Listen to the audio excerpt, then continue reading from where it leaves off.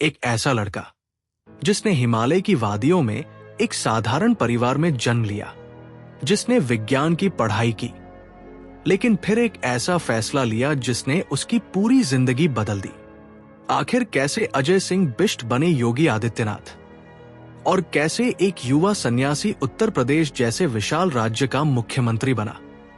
आइए जानते हैं एक ऐसी कहानी जो संघर्ष, अनुशासन और दृढ़ संकल्प से भरी हुई है।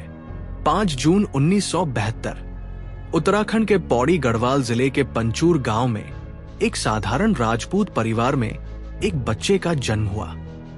उस बच्चे का नाम रखा गया अजय सिंह बिष्ट। किसी ने भी नहीं सोचा था कि यही बच्चा एक दिन भारत के सबसे चर्चित नेताओं में से एक बनेगा। उनके पिता आनंद सिंह बिष्ट वन विभाग में कार्यरत थे और मां सावित्री देवी एक गृहिणी थी। परिवार बड़ा था और आर्थिक रूप से बहुत संपन्न नहीं था, लेकिन घर में अनुशासन, ईमानदारी और मेहनत की शिक्षा बचपन से ही दी जाती थी। अजय बचपन से ही शांत स्वभाव के थे।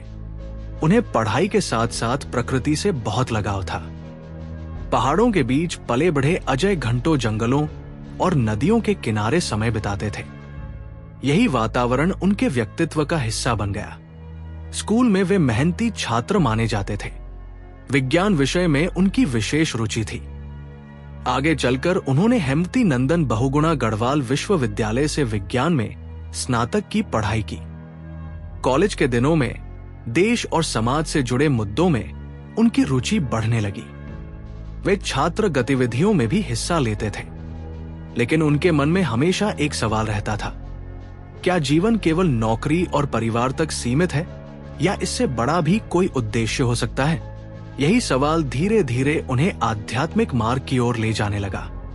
एक दिन उनकी मुलाकात गोरखनाथ मठ के तत्कालीन पीठाधीश्वर महंत अवैद्यनाथ से हुई।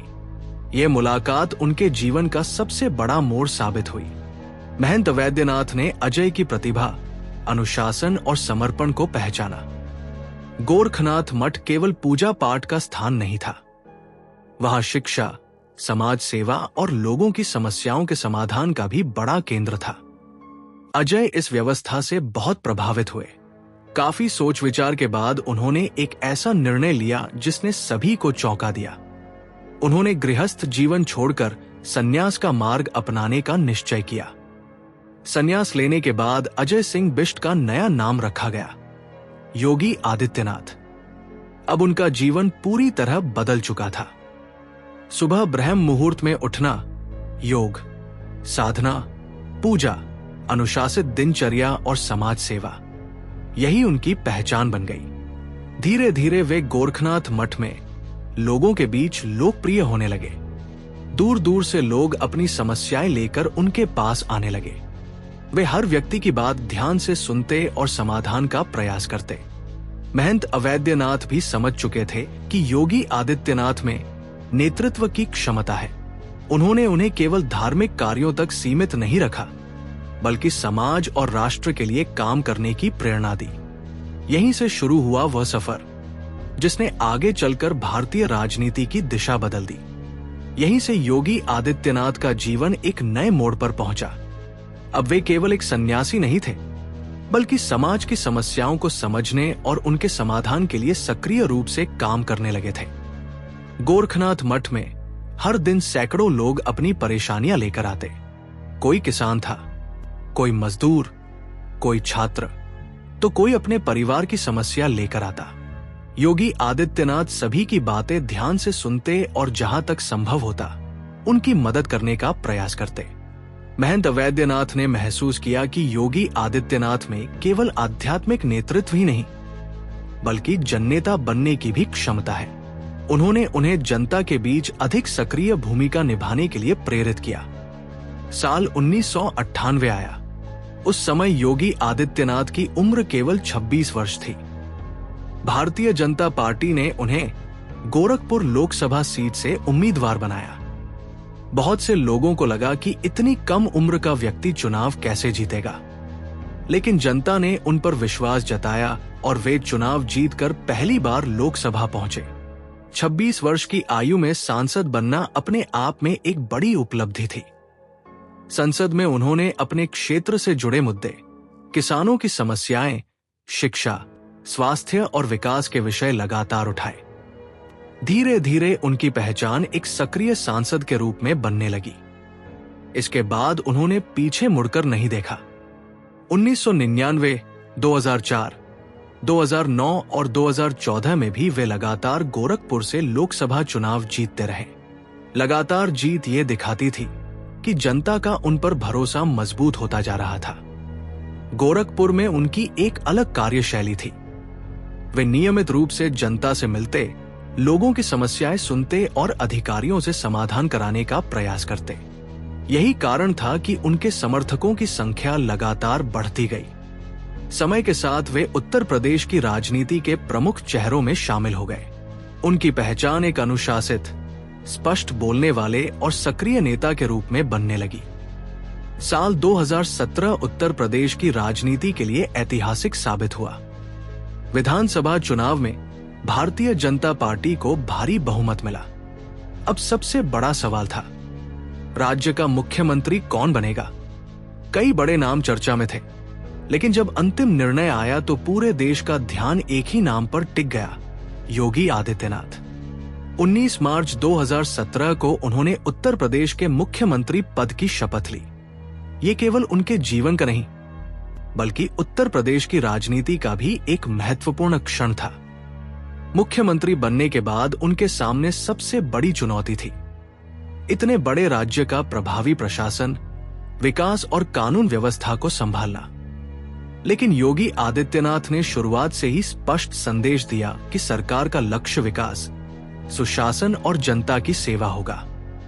यहीं से उनके जीवन का सबसे महत्वपूर्ण अध्याय शुरू हुआ, जिसने उन्हें राष्ट्रीय राजनीति के सबसे चर्चित नेताओं में शामिल कर दिया।